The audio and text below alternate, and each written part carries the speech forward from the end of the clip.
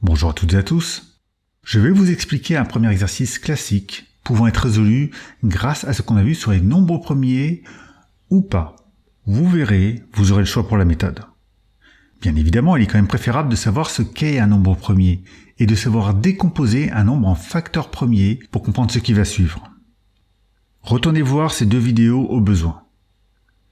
Je vous remontre rapidement ce que c'est que la décomposition en facteurs premiers. C'est ce qu'on fait quand on écrit, par exemple, que 52 est égal à 2 fois 2 fois 13. Ici, 2 et 13 sont des nombres premiers, et on a bien décomposé 52 en un produit de nombres premiers. Allez, on passe à l'exercice. On a deux ampoules qui clignotent à des rythmes différents, et on veut savoir tous les combien de secondes elles clignoteront en même temps. La première clignote toutes les 24 secondes et la deuxième toutes les 28 secondes. N'hésitez pas à mettre sur pause pour bien lire l'énoncé.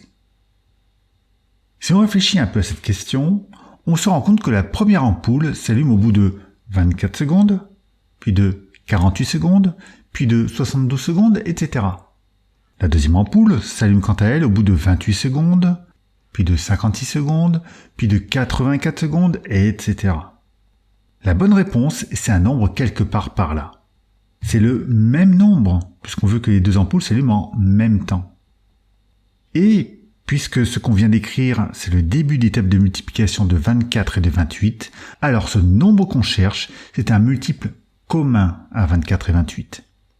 Et j'ajouterai même que c'est le premier multiple commun dans la liste. Bien, et comment fait-on ça ? Eh bien, vous pouvez déjà essayer à l'aide de la calculatrice de compléter l'étape de multiplication de 24 et de 28 jusqu'à trouver le premier multiple commun à ces deux nombres. Cette méthode est généralement largement suffisante en troisième, mais je vais aussi vous proposer une autre méthode faisant appel au nombre premier. Je vous propose donc de mettre sur pause pour chercher les multiples de 24 et de 28 et de repérer le premier multiple commun. Et tant qu'à faire, recherchez aussi la décomposition en facteurs premiers de ces deux nombres, ça vous fera toujours un bon entraînement. Allez, on passe à la correction. On recherche le plus petit multiple commun à 24 et 28 en commençant par écrire la table de multiplication de 24, puis celle de 28. Et là, on voit qu'il y a un multiple commun à ces deux nombres. Il s'agit de 168. C'est le plus petit, donc c'est bien ce qu'on recherche. Il n'y a plus qu'à répondre. 168 secondes, ça fait 2 minutes et 48 secondes. Donc si les deux ampoules s'allument ensemble à minuit, elles s'allumeront ensuite en même temps à minuit, 2 minutes et 48 secondes. Passons maintenant à la seconde méthode, à savoir l'utilisation de la décomposition en facteurs premiers de 24 et de 28. Donc déjà, il faut commencer par décomposer ces deux nombres en facteurs premiers. Voilà pour 24. 24, c'est 2 fois 12. Puis 12, c'est 2 fois 6. Et enfin 6, c'est 2 fois 3. On ne peut pas décomposer davantage car 2 et 3 sont des nombres premiers. Et on fait la même chose pour 28. 28, c'est 2 fois 14, et 14, c'est 2 fois 7. Et maintenant, je vais vous réécrire les résultats en superposant bien les facteurs identiques et en laissant un espace pour les facteurs différents. Et pour trouver la bonne réponse, il suffit de regrouper ces deux résultats de la façon suivante.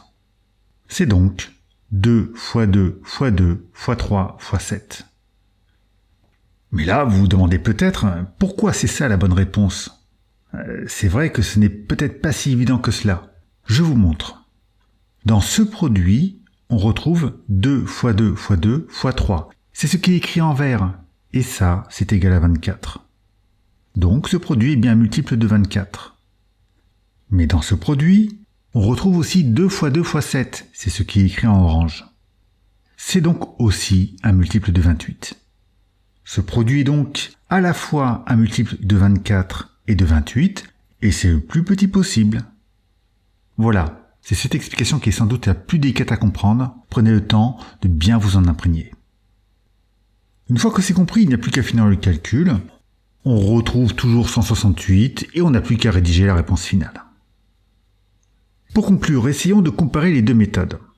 C'est la même longueur, mais la recherche à la calculatrice semble un peu plus simple. et c'est largement suffisant en troisième. Mais sachez que ça va beaucoup dépendre des nombres qu'on a au départ. Regardez sur cet exemple avec cette fois-ci 88 et 60. Si on recherche à la calculatrice les multiples communs de 88 et de 60, ce n'est pas très simple de trouver un multiple commun. Ça peut même sembler long, voire même impossible, non? Pourtant, il y a bien un multiple commun, c'est 1320, mais il n'est vraiment pas facile à voir caché au milieu de tous ces nombres. Donc, quand vous le voyez, cette méthode, simple au premier abord, peut rapidement tourner au cauchemar. Voyons maintenant avec la décomposition en facteurs premiers. 88, c'est 2 fois 44, 44, c'est 2 fois 22, et 22, c'est 2 fois 11. Quant à 60, c'est 2 fois 30, 30, c'est 2 fois 15, et 15, c'est 3 fois 5. Ensuite, on réécrit ces deux décompositions l'une au-dessus de l'autre, en éliminant les facteurs identiques et en laissant un espace quand il n'y a pas le même facteur. Puis, il n'y a plus qu'à regrouper ces deux décompositions, calculer le résultat de ce produit, et c'est fini. Donc, vous voyez que même si cette méthode semblait plus compliquée au départ, elle est en réalité beaucoup plus efficace la plupart du temps. Il faut juste prendre un peu de temps pour s'y habituer.